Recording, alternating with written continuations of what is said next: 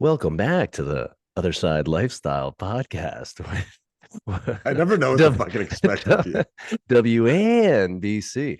Welcome back to the Other Side Lifestyle Podcast with Jim and Aram. Today we have the metabolism researcher from Duke University. You're going to find out today why your metabolism is broken, because it can break. It is probably broken. You're going to find out why it's broken. You're going to find out how to fix it. You're going to find out why your lying leg curls are the reason you have weak hamstrings. We're going to get to the root cause of everything with Eric Trexler. Did I nail all the topics we're going to touch on today? Sounds good to me. Yeah. Perfect. I think we're gonna call Eric the metabolism whisperer. And that's we'll see if that'll stick. I'm gonna put that out into the universe. Yeah, I'll have to change my website, throw that on there. That could be a good catchphrase. Yeah. So you've been a researcher now for how long, sir? You could argue I started in like 2012, so Okay. over a decade now. And that's the main kind of bulk of your work, or are you working with individuals as well? Right now I'm really focusing in on my research. Yeah, that's my main thing right now. Is there something specific topic that you're working on right now? I've got a few projects in the mix. Basically, my lab at Duke, I'm in Herman Pontzer's lab, so we're very interested in understanding the regulation of energy metabolism. And so looking at energy expenditure and how it adapts to certain constraints and certain stimuli is one line of research that we're actively pursuing. Another line of research, a little bit out of left field, but I'm actually preparing a study right now to study a very comprehensive, very holistic look at health and wellness in pastors, so members of the clergy who live in rural areas mostly. Yeah. What's your niche?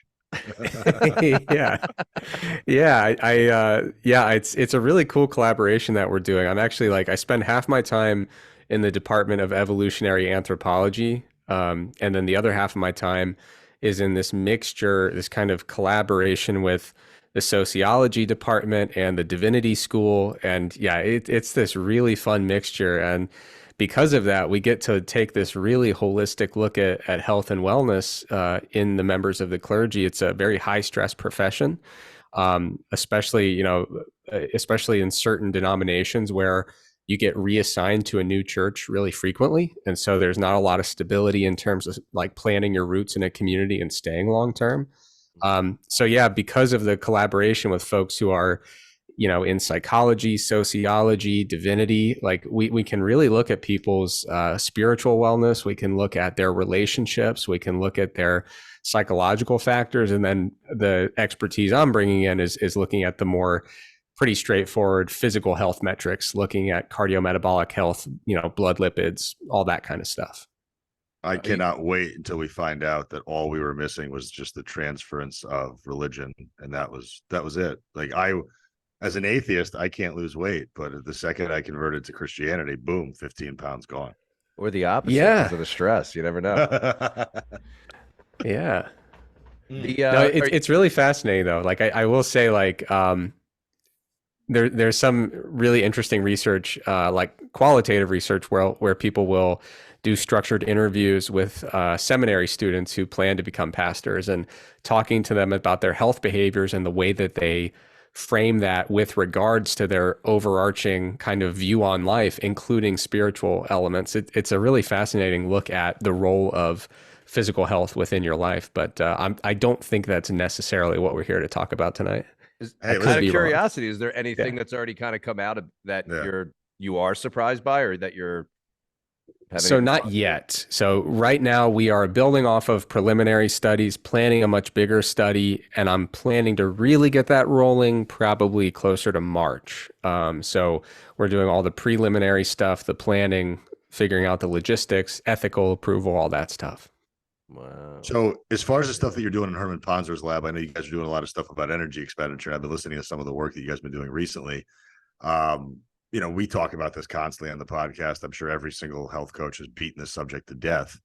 But the idea that we have any, let's say the lay person outside of a lab has any real solid quantifiable metric of dealing with energy expenditure or understanding calories burned during exercise or movement, is it safe to say that we just don't have that mechanism out in the real world?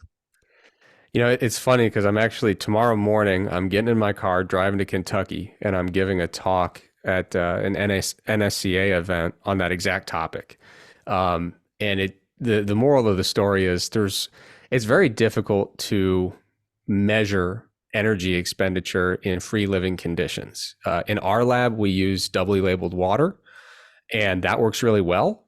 Can you explain that for a bit? Because we're gonna have people that's gonna blow their mind when you say that. But yeah, doubly labeled water is really cool. So think back to high school chemistry class, looking at the periodic table of elements, and you'd see each element, and then it'd have its atomic weight or atomic mass there, right? And you could use all the numbers on that chart to figure out how many neutrons, protons, electrons. Well, there's a version of hydrogen that has an extra neutron, so it has a slightly higher atomic mass. And there's a version of oxygen that has 2 extra neutrons, so it has a slightly greater atomic mass. And so what we can do is give people water that contains a mixture of these heavier versions of hydrogen and oxygen. So they'll drink it. It'll disperse throughout all the fluid compartments of their body, just like normal water. It behaves like normal water. But when you start drawing out how metabolism works and how we actually break down macronutrients into energy so we can get ATP, when you start actually doing the chemical equations that we call energy metabolism, you see that they produce carbon dioxide and they produce water as we're generating ATP. And so when we trace the rate at which this labeled water exits the body over the course of about a week, we take serial urine measurements, usually about 4 over a week's time. By looking at the rate at which that labeled water is eliminated from the body, we can actually kind of run those calculations backward and really reliably calculate somebody's total energy expenditure throughout the entirety of that week, which is a really phenomenal thing. And it's, you might be wondering, why isn't everybody doing this? Well, there is at least one company I know of that does direct to consumer doubly labeled water testing. And the nice thing is the water, it's not radioactive. A lot of times with any kind of label, a lot of times they're radioactive things that you need to ingest or do radioactive scans that have some kind of, or scans that have some kind of radiation dose, but none of this is radioactive. But the major limitation is it's just expensive. I'm not really sure how much the direct to consumer version is, but just the raw materials are expensive. So buying the water itself, you wouldn't believe, like if you've never spent $30,000 on water, there's a little bit of sticker shock. But make sure make sure Voss water or Evian. Yeah, Evian's my jam. So knowing that we're expelling this through carbon dioxide, would be why I want to tell my clients, make sure you're just breathing a lot more. That way you'll get rid of fat quicker. There you go. Yeah. Right? That's how it works. We're breathing the fat out. So that's it. Just breathe, hyperventilate on a regular basis.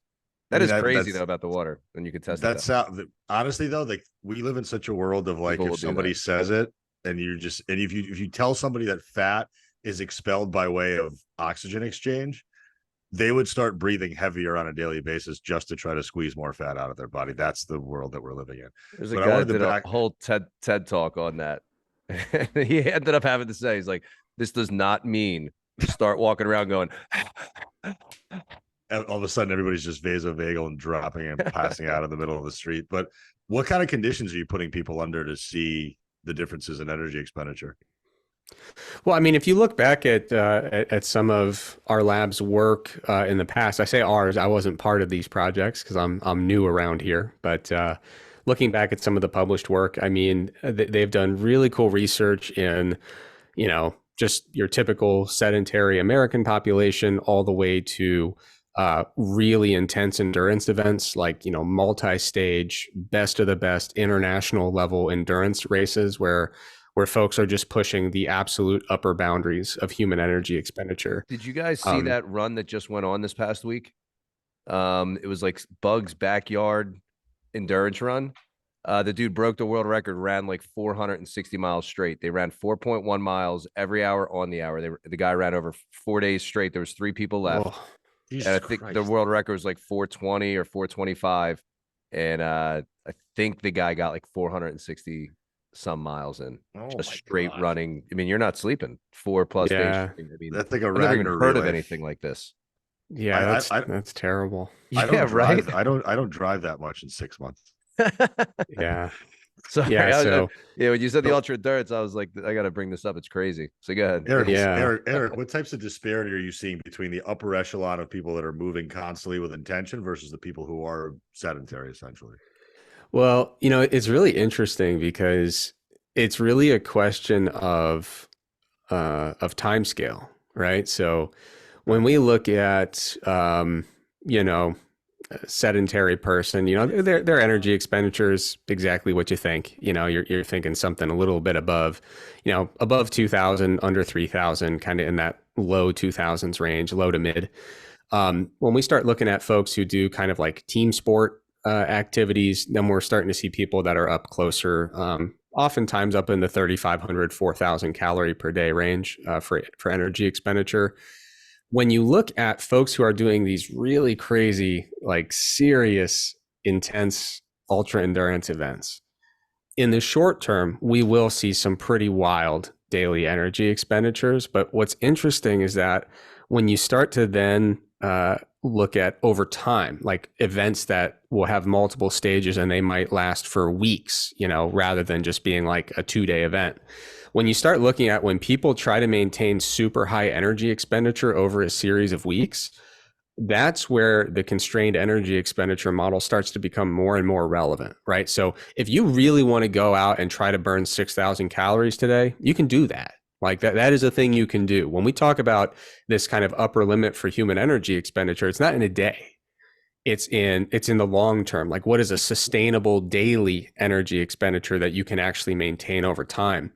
And so far, whether you're looking at, our lab's done research in hunter-gatherer populations who are on their feet all day, done research in folks who are pregnant, which is a very energy intensive process, in folks who are, doing these really remarkable ultra endurance events. It seems like whichever way you look at it, it's very unusual to see folks who can maintain their energy expenditure at higher than like 2.5 times their basal metabolic rate. Now, people can do it in the short term, but whether you're looking at hunter-gatherer populations or these ultra endurance athletes, over time, it does kind of start to fall back down to that 2.5 times basal metabolic rate. And I don't know if we would claim that that is a hard physiological limit in terms of like what is possible, but it does seem to be a fairly repeatable practical limit that we continue to converge on in a variety of different studies. And what's really interesting about it is that I really like this one paper that they did looking at endurance athletes who were doing a ton of energy expenditure day after day after day for weeks on end. And what they found was at first, energy expenditure was well above that marker of 2.5 times BMR. However, their energy intake really, it was difficult for them to push it above 2.5 times BMR. So there's this big gap there. So they were in negative energy balance. And what we found is that over time, through they were basically losing body mass to make up for that gap because you have to. What else are you going to do? You're in negative energy balance, right? Well, you just can't eat that much at some point. Exactly. And so what's really interesting is that even when people try their damnedest, when they're doing these endurance events, they really struggle to eat much more than 2.5 times BMR.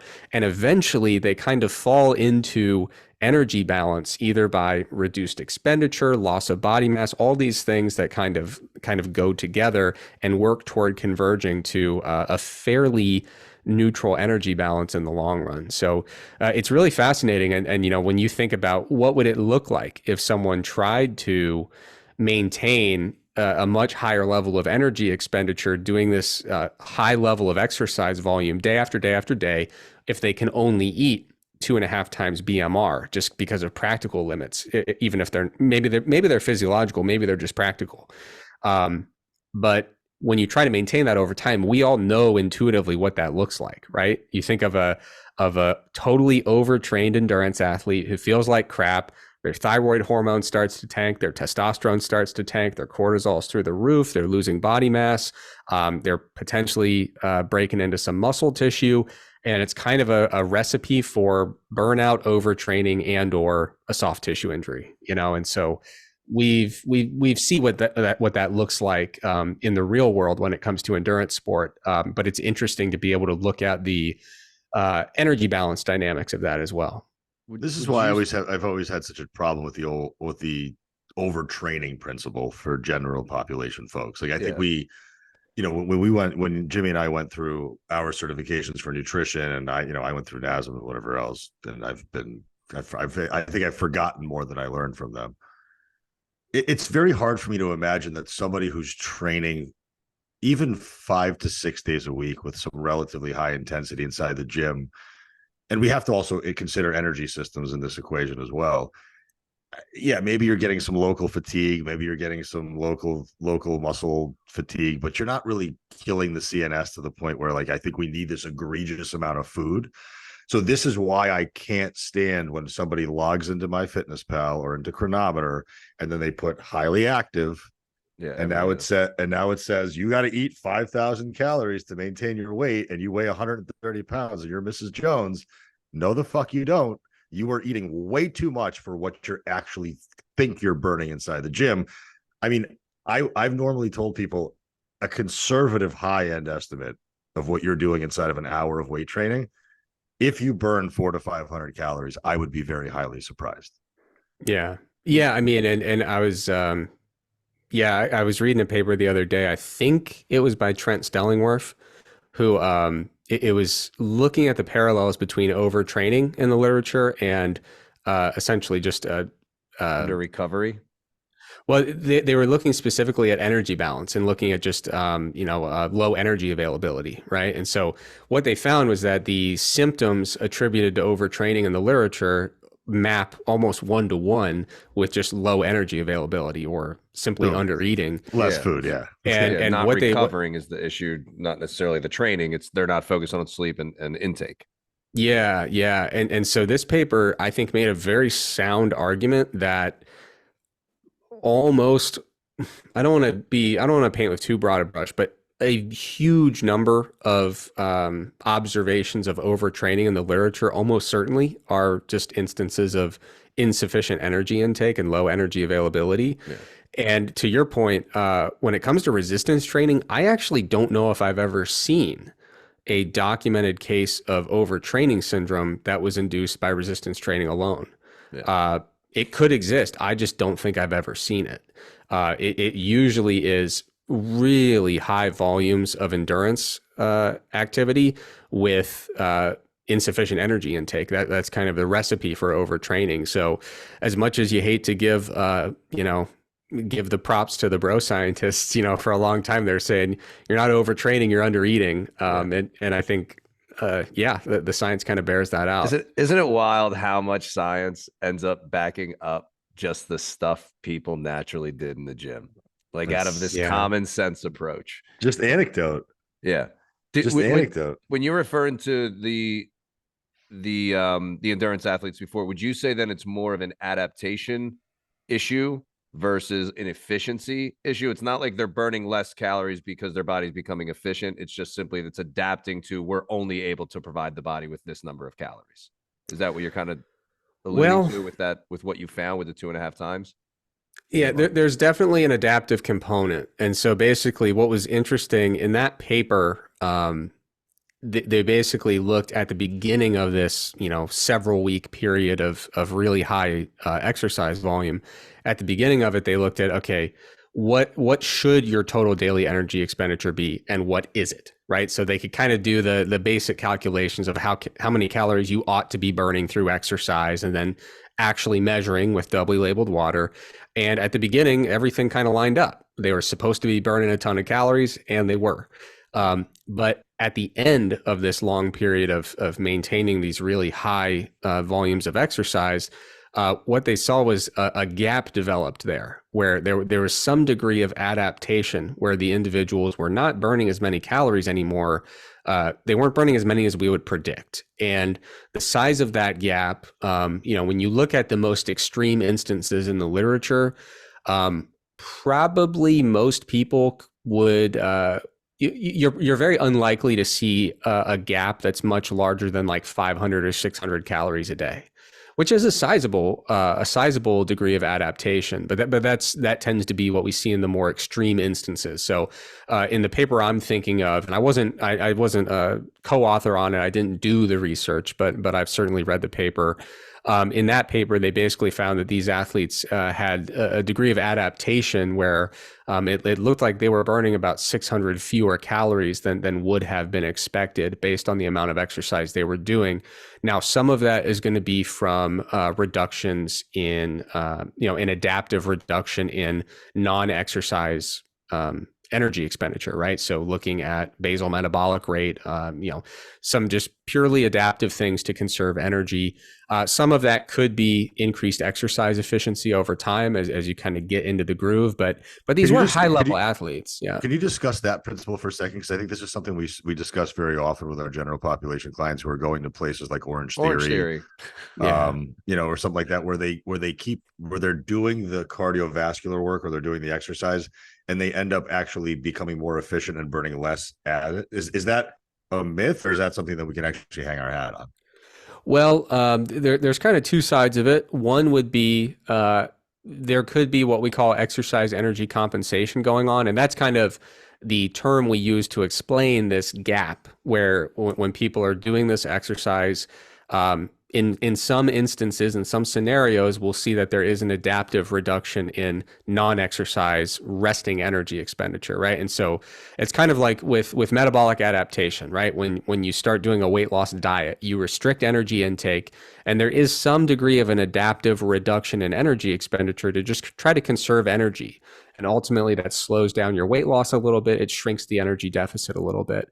There's an analogous situation with exercise, where if you try to ramp up exercise a lot to increase your total daily energy expenditure, it would appear, based on the research so far, that your resting energy expenditure goes down a little bit to try to compensate for that. Now, how much does it go down? It really depends on how much physical activity you're doing and most likely your state of energy balance. So if you're under eating and you're doing a tremendously high volume of exercise, that's where we see the most extreme magnitudes of these adaptive reductions in energy expenditure. So that could be one part of it. It's compensating for the energy burn during exercise by reducing other components of energy expenditure. But then another part of it that has nothing to do with those physiological elements is if you are, and this is most relevant for Gen Pop folks. So I had mentioned that exercise efficiency could be playing a role in that other paper, but I also put the caveat, those folks are really well trained. Now, if you're not really well trained and you go, the best, most obvious example is me swimming. I suck at swimming. I've flunked out of swimming school as a kid. They basically just looked at my mom and said, he's just not getting it. So just stop taking him. You and me both, pal. Yeah, I completely failed out. And they're like, you can keep bringing him, but he's just not getting it. So if you throw me in a pool and I thrash my way across it, I'm going to burn so many calories because my movement is so egregiously inefficient, right? So much wasted movement, wasted energy, just an unexplainably high amount of energy per distance covered. Now, I'm never going to be a great swimmer, but if you have me do it day after day, I will get better, right? And I've done that before where I've tried to say, okay, I'm going to, clean up my swimming a little bit. And so I will do the same exact workout 3 weeks later and burn a fraction of the calories because I've improved the economy of my exercise. I've gotten technically better at what I'm doing. And so that can certainly play a big role when it comes to folks who are not avid exercisers or folks who are doing a new type of cardio modality. They are getting into something, and even something that seems like a simple type of exercise, like going for a jog. I mean, you can really clean up your running technique and find your way toward a much more efficient stride, which is great for performance as an endurance athlete, but ultimately reduces the energy cost per, unit of distance covered. Has there ever been failure? flail your arms as much as possible while you run. Yeah, like Phoebe from Friends. Yeah, Exactly. Has there ever been a follow-up to these studies with these ultra endurance athletes to see if, let's say they took a break from the training and they start the same type of training again, same type of calorie intake, and how long it takes for them to adapt or to reduce performance? What I'm getting at is this whole yo-yo dieting thing and how that may affect somebody's ability. This worked the first time, just like you said, these people are burning an excessive number of calories, and then at a certain point, they're at that 2.5 times for whatever the mechanism is. And these people that yo-yo diet, it worked last time. Now it's not working like it did before. Yeah. Has there ever been anything with those endurance athletes? Could that be correlated to the average person who is going through these things that it worked before?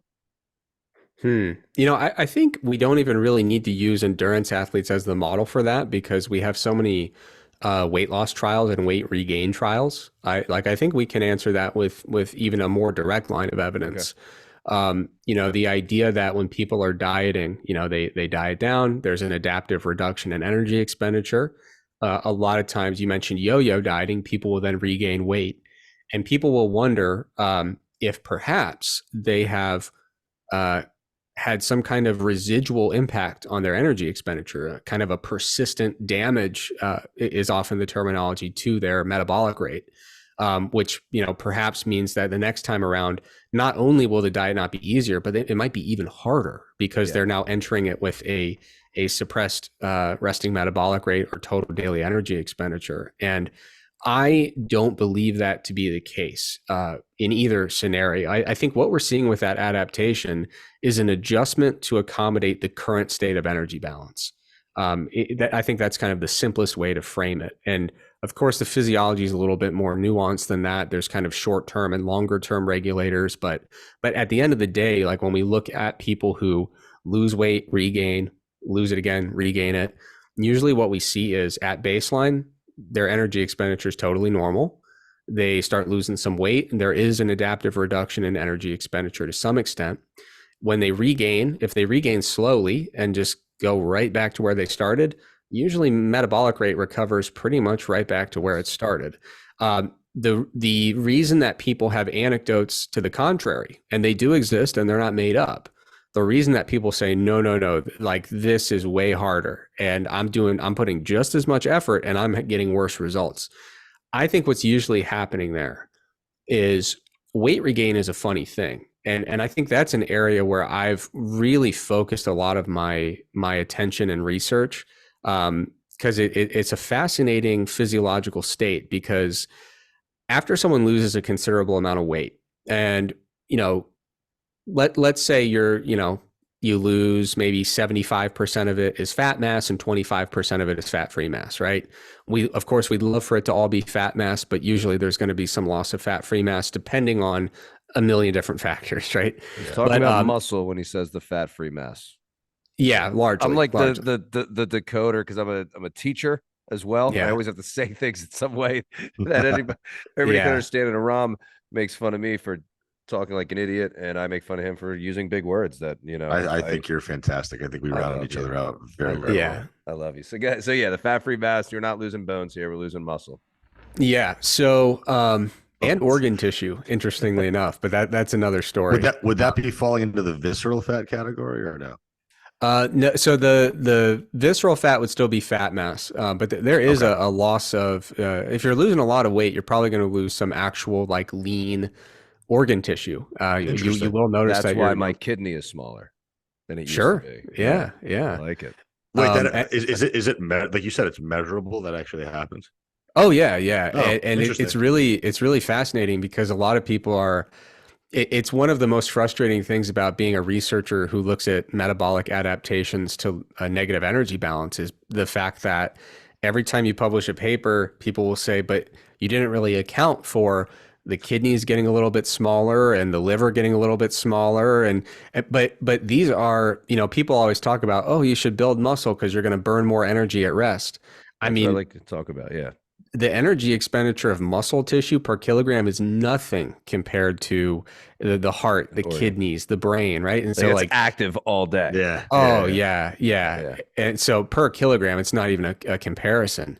But anyway, yeah. So this line of research can get really, you got to really dig into the details because you're trying to find these small, where did the calories go? It's like a mystery you're trying to solve, and you have to really make sure that you're accounting for all these different things that change. But anyway, I was saying, people who have these really frustrating anecdotes with yo-yo dieting.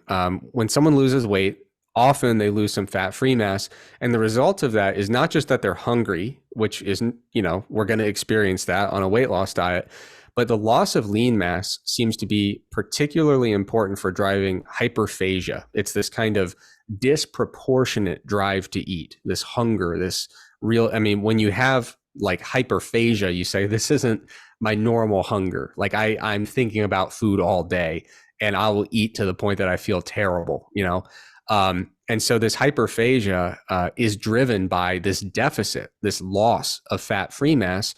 And what's really interesting is there's some great work by a researcher whose last name is DeLu, and he's done several papers in this area. And it looks like people will continue to have that hyperphagia until they've regained the fat-free mass that was lost during the diet. The challenge there is that a lot of times people regain fat much more quickly than they regain fat-free mass. So what will happen is they will actually continue to be as hungry as when they were dieting, despite the fact that they've regained all of their fat. And so they will usually overshoot their body weight in that first regain cycle. And they will actually lose 20 pounds and regain 23. Yeah. So, and the average person, anecdotally, the average person who is crash dieting is not weight resistance training. They're doing the standard cardio, cutting a ton of calories. So they're obviously going to be the people that are more at risk.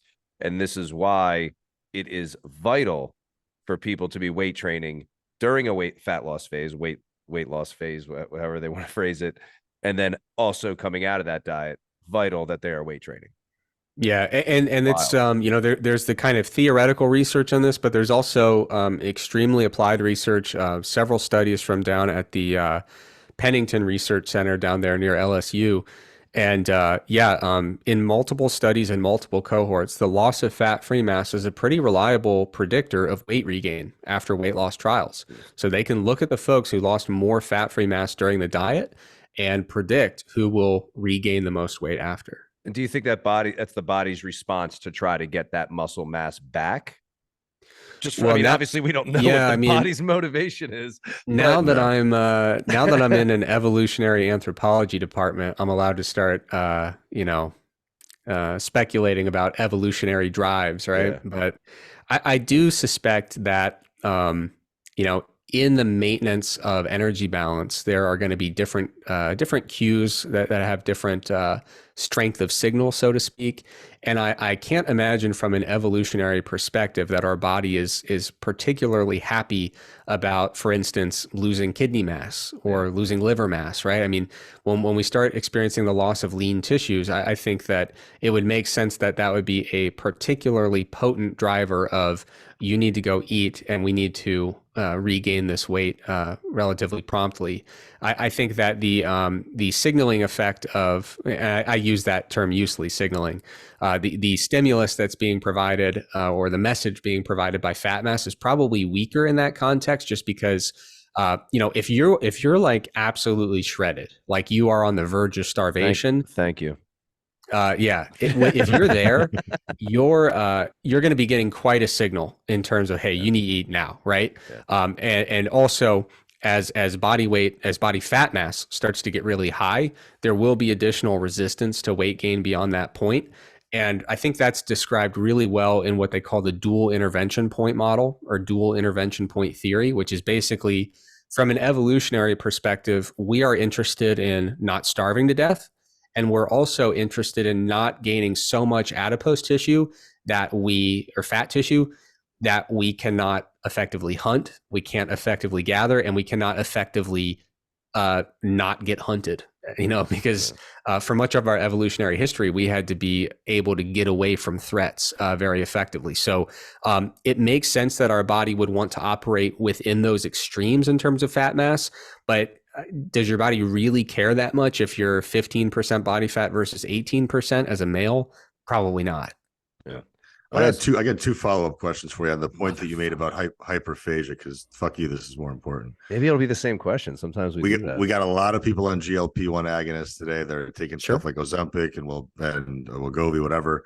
We understand now that we're seeing some documentation that there is fat-free mass lost constantly. Yeah. In that case, these people are using this drug as an appetite suppressant in conjunction with having fat-free mass lost. Is this where we're going to see a condition where it's going to be kind of ignoring that principle of hyperphagia, because these people are not going to get hungry, even though they are losing fat-free mass? Yeah, I think that the effect on appetite of these new weight loss drugs appears to be much stronger than the effect of the opposing effect of the loss of fat-free mass. But one of the areas that I think is really interesting and requires some further investigation would be what happens if you do a really nice resistance training program plus adequate protein intake plus these weight loss drugs. And what I'd be really interested in seeing, right now, if you look at the trials, we see that when folks go on these drugs, they work really well. And I think these drugs are very, very promising. I'm pretty stoked about them. But when people stop using the drug, they regain a great deal of the weight that was lost, which is to be expected. I think that's very intuitive.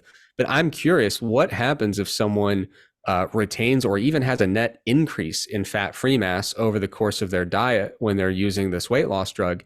Would it be more viable? Would they have more success weaning off of the drug without experiencing that precipitous weight regain? I don't know, but I think it's worth looking into. And I think folks ought to probably be doing resistance training with it nonetheless. So It's a type of trial that you're either going to learn something very interesting or you're just going to be doing the participants a pretty big solid. And then the other point I wanted to make too was, a lot of times we're talking about the leptin ghrelin thing with the accumulation of fat mass or whatever else. And our audience has heard about this before, but what you were saying, that if you regain weight and you regain adipose fat tissue, well, that's where our leptin is going to be coming from. And that should technically tell us that we're full, but that's not happening, unfortunately. So people are coming out of these diets with some of this level of, I'm hungry, I need to eat, I've been in a diet for too long, and I'm going to start to overeat, and that overconsumption causes the rapid acceleration of that weight gain. What happens to that signaling system during those times? Is there something that we have proof of or no? So leptin is tricky, right? So leptin is really good at making its absence known. So when leptin is really low, you know about it, right? And the physiological consequences are pretty straightforward. Leptin is low, the hypothalamus gets the signal loud and clear. And, thyroid hormone goes down, sex hormones go down, hunger goes through the roof, right? But when leptin is higher, things get a little bit more complicated, right? It doesn't really have a potent effect on suppressing appetite. And so a great example of that is like, you're never going to see higher leptin levels than in someone who has a great deal of excess body fat. And so they had high leptin when they were still going from pretty high body fat to very high body fat to extremely high body fat. Leptin was going up and up and up and up.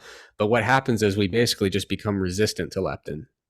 Interesting. Yeah, much like how our insulin receptors become resistant to insulin, folks with pre-diabetes, their insulin levels are quite high. They're just not responding to it, right? In the case of type 2 pre-diabetes, right? But it's a similar thing with leptin. It's that when leptin is gone, the body reacts pretty quickly. But when leptin starts to get higher and higher, it just kind of gets used to it. Okay. And so, leptin is one of those things that when it was first discovered, and it's actually pretty new. A lot of folks don't realize, I'm pretty sure leptin was discovered in the 1990s. And oh, wow. Yeah, there was this huge rush to be like, oh my God, we understand what this does. We understand how it should work. Everyone who is, even like slightly overweight, if we give them leptin, it's going to prevent obesity. It just doesn't really work on that side of the directionality.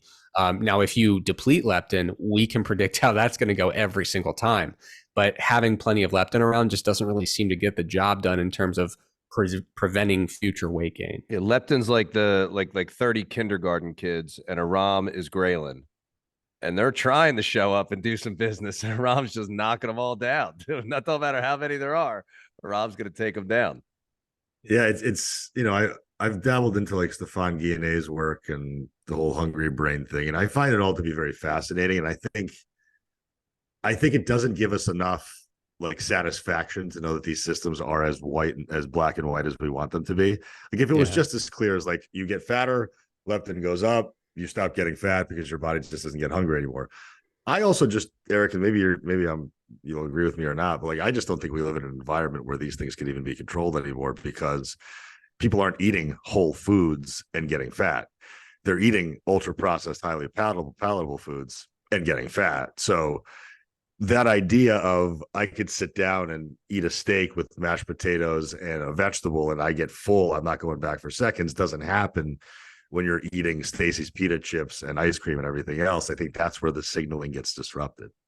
Yeah, it's really interesting though, because there's no question that we live in an obesogenic environment. Like no one who's paying attention would refute that, and I don't think anyone would necessarily refute the fact that that is one factor driving the increased prevalence of obesity, the increased predisposition toward developing obesity.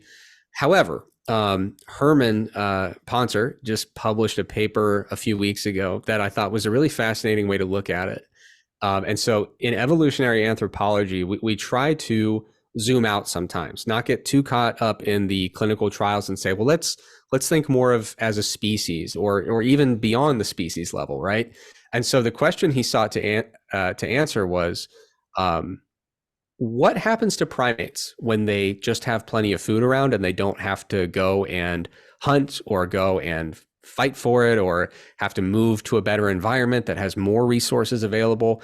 And so he basically wrote a paper about what he calls the provisioned primate, the primate who their food is provided, they live in a safe environment, they're living the good life, right? And so he was looking at a variety of different primates, dozens of different species of primates, ranging from, orangutans and bonobos all the way down to these little tiny mouse lemurs. So completely different species, all primates. And these provision primates were, for example, primates who lived in nice zoos or who lived in animal rescues, these kind of conservation efforts where they just take immaculate care of these animals. And what he was doing was basically comparing what is the adiposity level of these provisioned primates versus primates in the wild.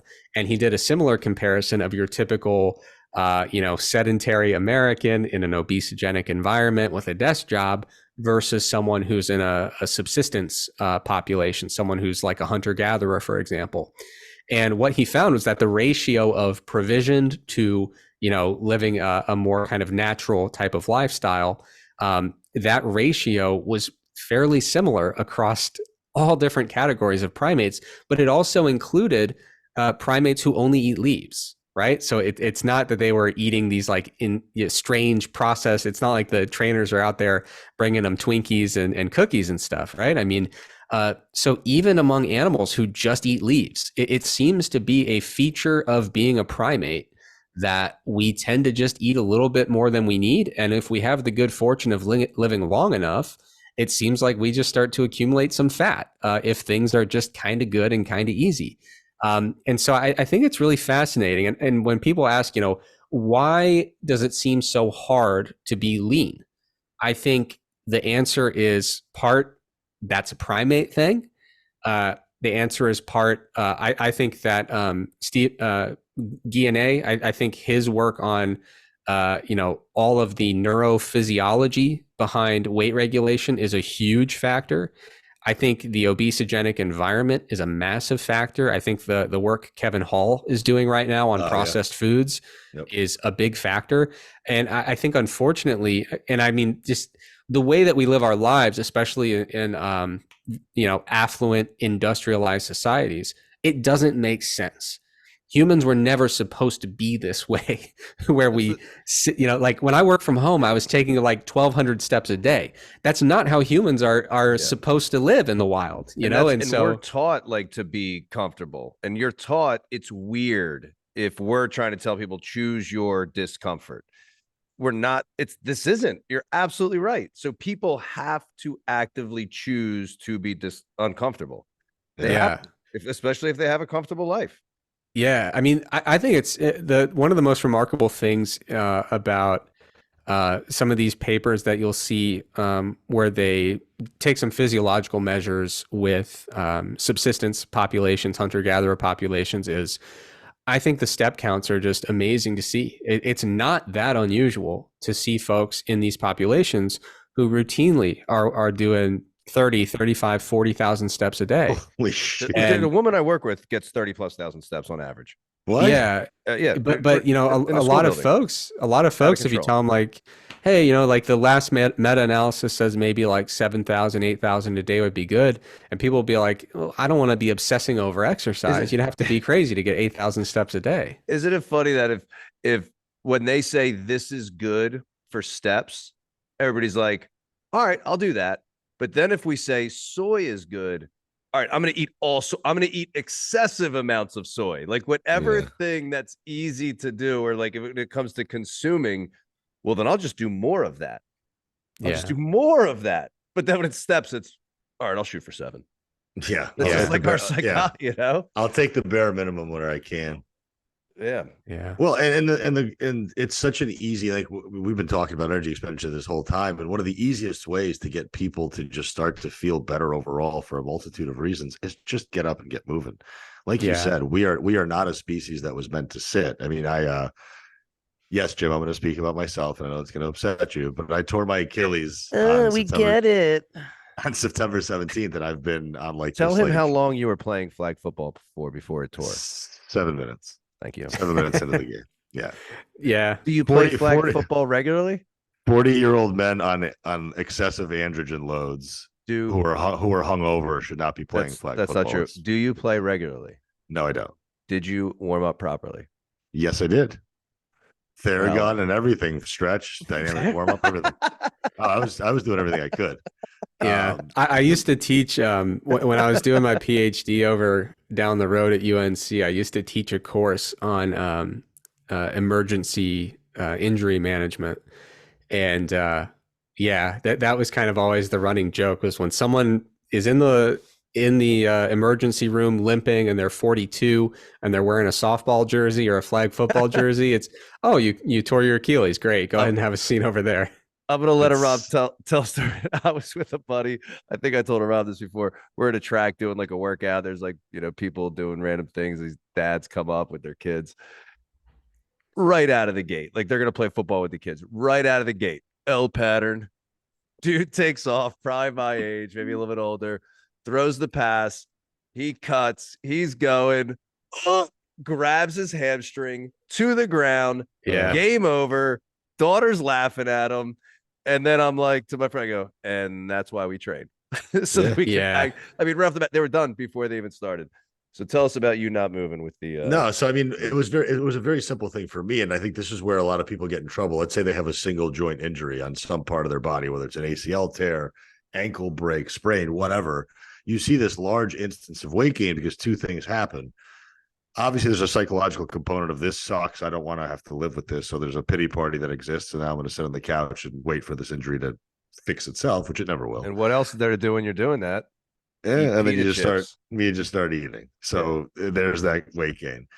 And then people don't really ever alter their consumption of food to account for the lower level. I mean, I was averaging 15,000 steps early. Or they're eating more because they're sitting around doing nothing. Right. It's a depressive, response.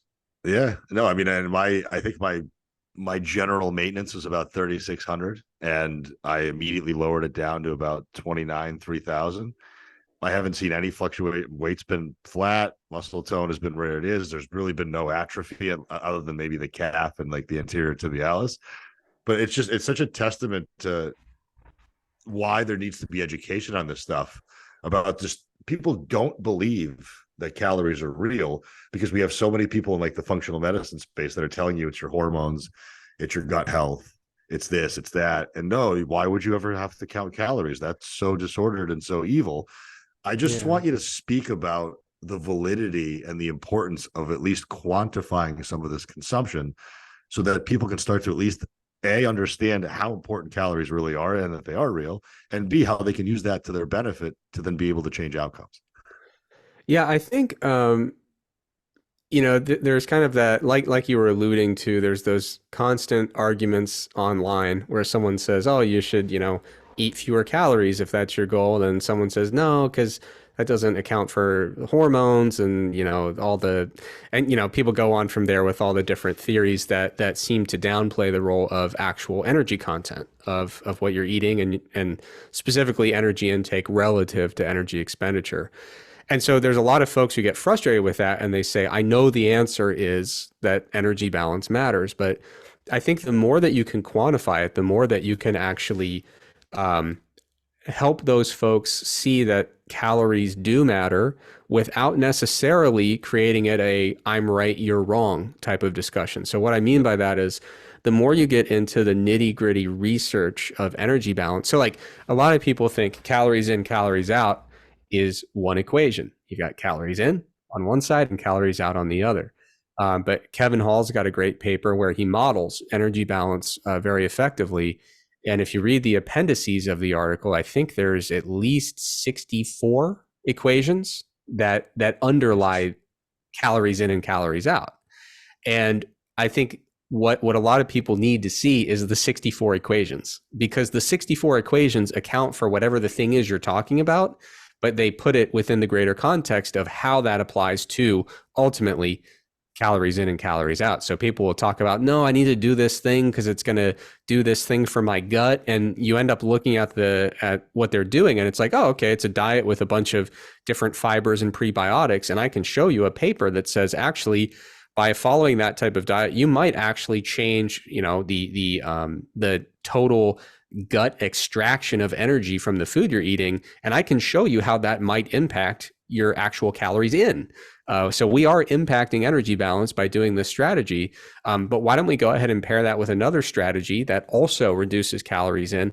So you can kind of meet people halfway and say, oh yeah, that actually does kind of play a role here if we look at this kind of broader context of equations. So I think the quantification is huge because it gives you so many opportunities to build that bridge to meet people where they're at. Because I've seen a lot of arguments online, and I'm still waiting to see the one where person A says, oh, it's calories in, calories out. And then person B says, no, it's not. And then person A just in one quick comment changes their mind, right? It's always like two people come in, they kind of, bash their heads together and they both walk away feeling exactly the same way.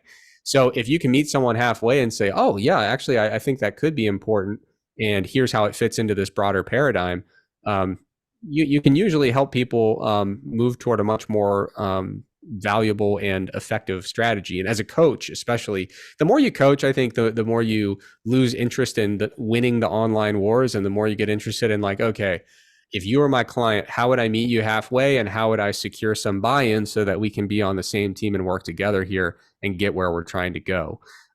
So yeah, I mean, the quantification is important. And I think that comes back to the very first question that you asked and I still haven't answered, which is, how do we even try to approximate this stuff when it comes to energy expenditure, right? So we know quantifying the intake is important. But when it comes to like actually meticulously calculating our energy balance, what are we supposed to do? And, I mentioned that there is at least one company that does doubly labeled water testing, but it tends to be pretty pricey in many cases.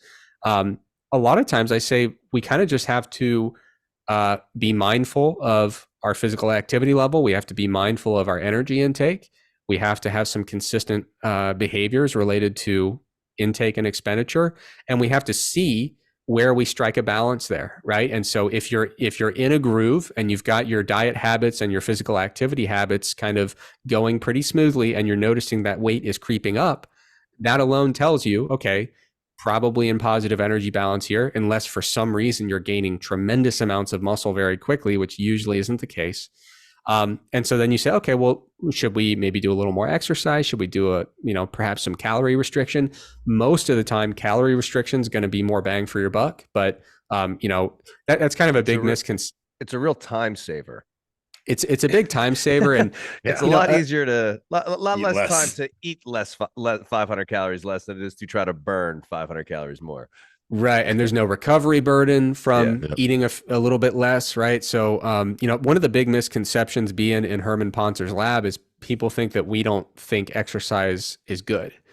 So like in Herman's book, he mentions that, exercise alone is not a particularly great intervention for weight loss. And that's just a true statement. You can increase hunger. It can increase people's hunger, and then they just eat that back if they're not paying attention to the calories that are coming in. Yeah, and like I've seen people get really upset about that, and so they say, "Well, how do you explain this?" And they show me a trial where someone has to do a bunch of cumbersome exercise that totally changes their daily schedule, and they lose, 1.5 kilograms over 16 weeks. And I'm like, that's not a very effective way. That's not a clinically meaningful amount of weight loss, and like, are they really going to keep doing that amount of exercise the rest of their life? But anyway, people think that we don't think exercise is good, which is crazy. We think exercise is one of the most important things you can do for your health and wellness. We just don't think it's that great of a standalone weight loss intervention, and pretty much all the trials support that. You can lose weight doing exercise alone, but you probably get a lot further a lot quicker by just manipulating your diet. But anyway, what I'm getting at here is a lot of times people want to wear a wearable device so they can get their perfect exact calorie count. They're just not there yet. They're not accurate enough. We're all rolling our eyes right now for the people listening. Yeah, they're just not there. And even worse, some people will say, well, the treadmill told me 306 calories this morning, right? The treadmill has a vague idea of how much you were doing, but it's absolutely not a number that you can hang your hat on. Meanwhile, your feet were on the side rails the entire time, not even walking, and you burned 300 calories. What value would you say? So some people just like having it. Sure. And maybe they're like not so hung up on the number of the calories burned. Yeah. But they like it for some reason. And maybe they're a little hung up. What value is there for those people where it's like, I like having it, but I know I'm not supposed to pay attention to the calories? What's something you can encourage them with? Like, yeah, sure, use it. And here would be the best way to kind of look at this information.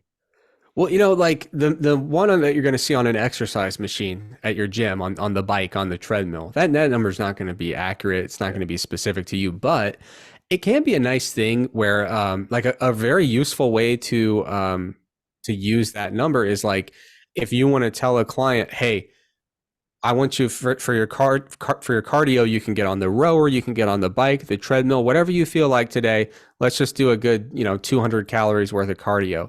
Now, is it going to be exactly the same each time? No. But is it at least something that gives you a bit of, some options where you can say, okay, I'll do approximately similar amounts of work on one versus the other. I think it's totally acceptable for that.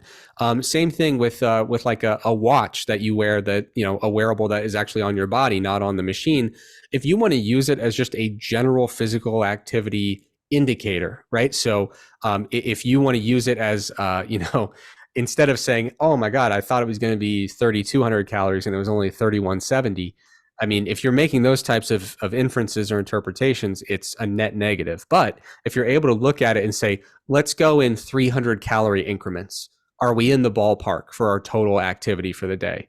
If you're doing it in big chunks and just using it to make very broad inferences, the type of thing that says, okay, I've been a total couch potato today, or I've been working in overdrive and haven't had a minute to sit down. It can help you understand if you're well above or well below your norms for physical activity. I think it's totally useful for that. But sometimes people will say, oh, wow, I looked at my watch, it was 20 calories higher. I'm going to eat 20 more calories for dinner tonight. That's a really unhelpful misapplication of the technology. What about something like a DEXA scan, where a lot of these DEXA scan offices now are doing like the BMR testing and stuff like that? Would we consider those to be the best available for general population folks? Well, so are they doing it just from the DEXA, or are they having you sit down and you're breathing into a machine and all that? You're breathing, like it's the rebreather thing that I've personally done one here in San Diego, and I remember I think it churned out a number at like 2,200 for BMR. Yeah. So the problem is, sometimes they'll places will give you an estimate just based on your body composition. Like they'll just throw you in a bod pod or throw you on a DEXA and say, oh, by the way, here's your resting metabolic rate. And all they're using is an equation, kind of a population level based on your body characteristics. And that's going to be a very rough estimate. And so that one you really can't hang your hat on. When it comes to, doing indirect calorimetry, which is the devices that measure your breath and try to tell you your resting metabolic rate, some of those machines have, good reliability and validity. Some of them not so much. It's just like any other technology. The ones that are made well work well. The ones that are made poorly don't work well. You have to maintain them well and things like that. But the bigger issue to me is I can tell someone their resting metabolic rate today. That doesn't really tell us what we need to know about their total daily energy expenditure.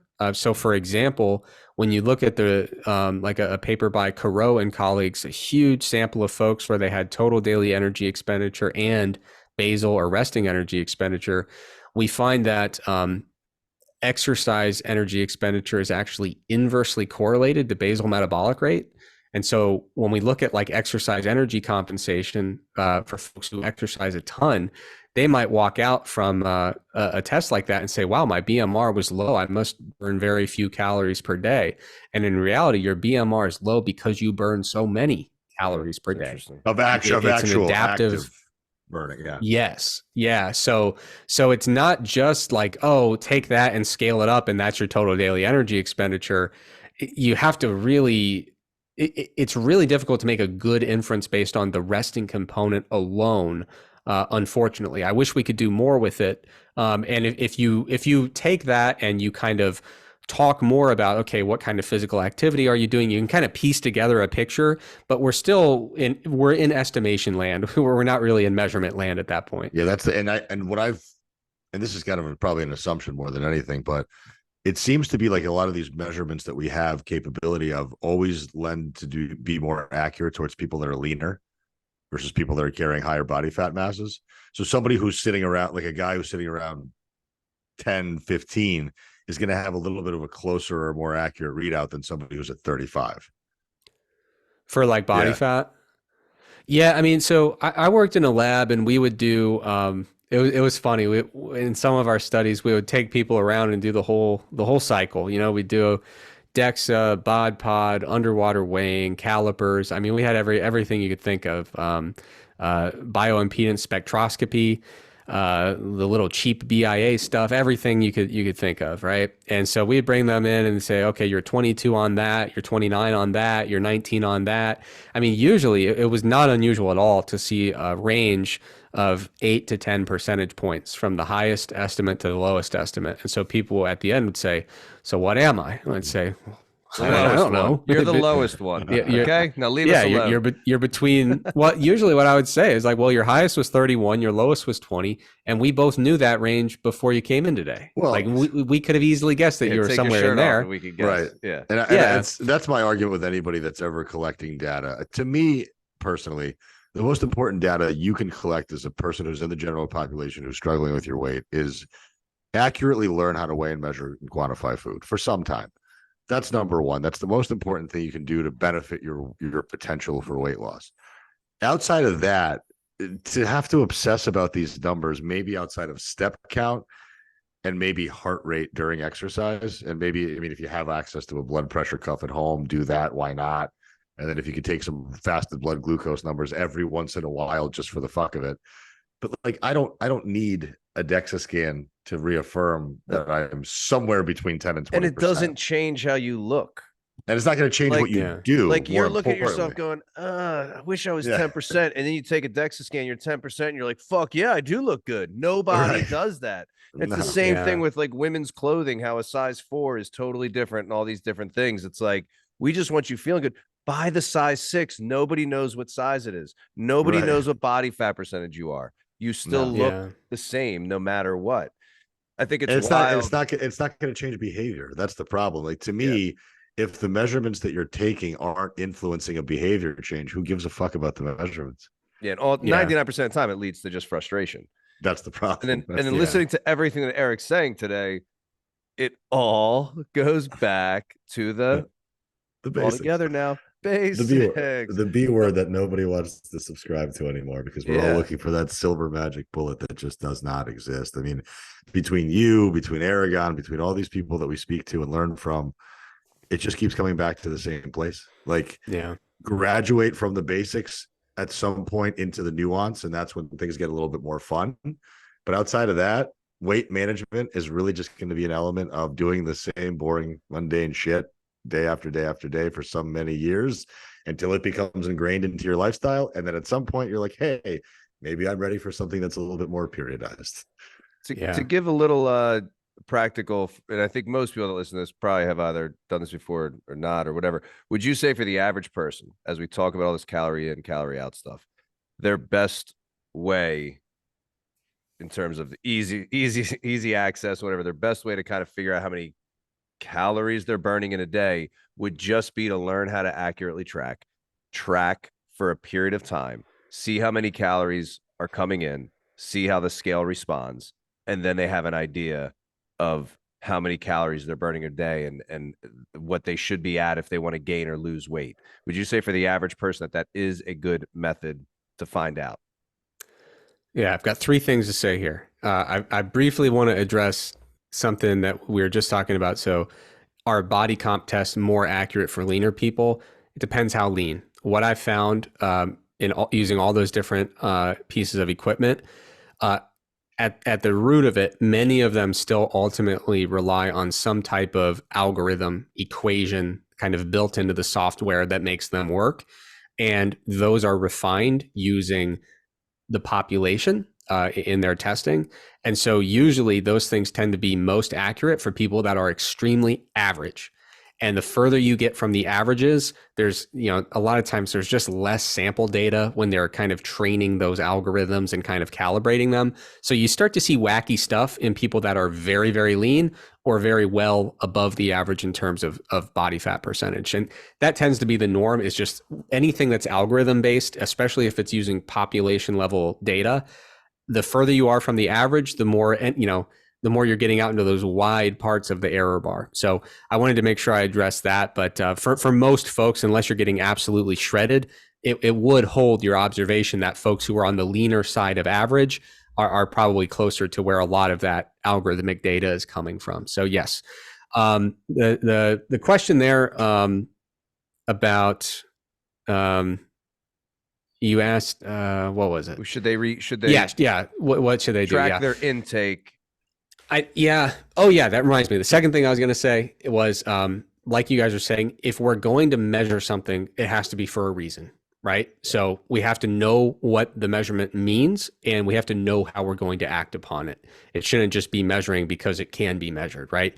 And that brings me to my answer to your most recent question, which is, should people track? And I would say it's a good way to go, but it's not the only way to go, right? So if you want to know the number, if you want to know the calories, so it's important to you for whatever reason to know exactly how many calories you're eating so that you can make an informed adjustment based on those numbers. Yes, I think at some point in your fitness journey, if you spend some time weighing food and tracking food in some capacity while also monitoring your body weight, I think you learn a lot of very valuable things about what types of foods have how many calories. You learn a lot about portion sizes.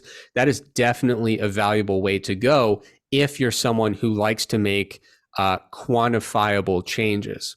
However, not everybody likes to make quantifiable changes, and that's okay. So I would say, if you're the type of person who wants to be able to make in your head quick little calorie swaps and say, oh, I was going to have 300 calories worth of this, but instead I'm going to have 300 calories worth of that. I think doing some form of tracking for some period of time, you don't have to do it the rest of your life. It helps you build up the skills so you can make some of those swaps. You can do those estimates. You're walking through at a potluck or like a buffet dinner. You can say, it's about 500 calories over there, right? That's a good skill to have. But some folks will say, I don't really want to do all that. I'd rather focus on my behaviors and consistency. And in that case, you don't actually have to do the whole tracking thing if you don't want to. So if you want to be able to put a number on it, I do agree with the premise there that the best way to do that is watch your weight for a while, do some form of tracking, keep an eye on it, and you'll learn a lot about how many calories you're burning and therefore how many you should be eating. But if you're the type of person who just says, hey, I want to focus on the big picture, just focus on behaviors. I believe if I do these healthy things, it's going to lead me in the right direction in terms of my health, my wellness, and my weight management. Then you could just start to make some pretty simple swaps and say, when I set up a meal, it's going to be a lean protein, it's going to be a fibrous vegetable, and it's going to be maybe a little sample of carbs over here. Usually the typical diet, you don't have to go too far out of your way to get some fat in the diet. It shows up, right? Yeah. In your protein and your carb sources. So you could start focusing on how do we build meals? How do we focus on foods with low energy density? Perhaps even talk about, eating foods with harder texture that requires more chewing, a slower rate of eating, moving more throughout the day. So you can impact energy balance without actually having to know any numbers, right? You can just focus on behaviors, and that can be a totally viable route. But I do think if you're someone who's more quantitatively oriented, like you said, tracking can be a very helpful skill. And once you've got it down pretty good, you can kind of eyeball it from there, which is when you can kind of get into that. If we think about like the trans theoretical model or the stages of change model, that's when you're in the maintenance mode, right? You've built up all the skills, you've ingrained the habits. Now you're just maintaining those behaviors, and you know how to eyeball your meals, and you can tell even without paying too much attention, I ate a ton of calories today. I'm going to chill out a little bit tomorrow, right? Yeah, I think where people fall in line or fall in trouble, I mean, myself included, is usually eating or ordering out. It's very, I mean, I ate the Fit for Me meal at Cheesecake Factory, and I was traveling to Columbus last weekend, and underneath the salmon, I lifted it up, and who knows, 2 teaspoons worth of oil that you could never account for, right? And that's the problem, is I think we have a lot of folks that are eating 3, 4, 5 meals out a week, despite their best effort when they're making stuff at home. They're totally fine. I'm ordering better things and it's not working. First of all, it's been 6 days. Second of all, it doesn't mean it's lower calorie potentially just because it was maybe a better meal. How do you really know? You're not in the kitchen making the stuff with them. And maybe before you've been slowly gaining, and now you've cut out 500 calories and you think you're going to lose, but no, you've been gaining. So now that you're eating better, you're just maintaining. There's so many factors. Yeah. And with those folks, I always try to remind people, like, when you're tracking your diet, you're thinking about your energy balance over a discrete period of time. You're going by days, right? Yeah. You track for the day, you start over the next day, right? But when we're talking about changing your body, we're still focused on energy balance, but we're talking about months. We're talking about a completely different time scale. So whenever people start fretting over, hey, things haven't moved much in the last week or so, and I'm kind of stressed because I ate out, I wasn't really sure how many calories. The more you can zoom out with folks and say, hey, the energy cost of losing 1 kilogram of fat is about 9,100 calories. Which is insane. I love that you say that, because that is an insane amount of. So you're over here sweating over, a variance of about 100 calories. In 4 months, we aren't going to care. And which means that if I'm not going to care in 4 months, I probably shouldn't care now. Right. Yeah. So you have to think about, like, sometimes ask your client very explicitly, when do you think you will no longer care about this? Like, do you think you will actually care about this 3 weeks from today? Right. And if you can start to get an idea of when this will become meaningless, you start to realize it's actually meaningless right now. Yeah. How many times have you had, I get this so much, it's not working. Like, I'm doing all this stuff and it's not working. And then you pull up their charts for their weight. Like, you're down 4.5 pounds in the last 4 weeks. Like, you're averaging over 1 pound a week. That means you're averaging 500 plus less calories every single day over the past month, assuming everything is exact and perfect and science and all that stuff. Like, what do you expect? And then they sometimes need that, like, oh, it is, because people do get used to seeing a number on the scale. And then it's like, it drops a little bit. Then they get used to seeing that for a little bit, and then it drops a little bit. So what you said is exactly, I have to do that so many times, where that zooming out. This is what's happened over the last 4 weeks, the last 6 weeks. It's working more than you realize. And I tell you what, if you're working with a client, I had this one client who, to their credit, they were so receptive to the feedback, and always, once we would chat about it, they'd be, oh yeah, you're right. Good point. But yeah, they would kind of zoom in so much and they'd be like, man, weight hasn't budged for, and we were in a plateau, no question. And, weight hadn't moved much for like 2.5, 3 weeks. And I was like, okay, think about what you weighed 6 months ago. Yeah. Did you think that you would be here, back then? Like, look back 6 months ago and think about how much progress we've made. Think about how much it means to simply stay at the weight that you're at compared to where you were 6 months ago. Because for this individual, I was totally fine with us being at a plateau because we had covered so much ground. I mean, lost dozens and dozens and dozens of pounds. And a plateau actually wasn't a bad thing for us at that point. It was actually a nice opportunity to kind of catch our breath before we do another big push for weight loss. This was someone who's very muscular, really strong in the gym. Let's focus on, hitting the weights really hard, continuing to maintain that base of muscle, perform well in the gym. When it's time to dig and do another push of really, aggressive weight loss, we'll push again. But we were kind of catching our breath there. And that's something that once you've been with a client for a while and you've made those strides, it's so important to remind people, like, if I would have told you 6 months ago that a bad week was going to have you weighing 206 pounds, you would have paid me triple, right? You would have said, oh yeah, definitely sign me up for that. Right. And so helping people kind of regain that perspective, I think, is a really important thing for a coach to do. Absolutely. Well, he just answered Crystal's question from earlier this Pretty week. much. So yeah, it was good. Eric, for our next guest, this is going to be our new line of thinking. What question would you, obviously you're not going to know who the next guest is going to be, but what question would you want them to answer?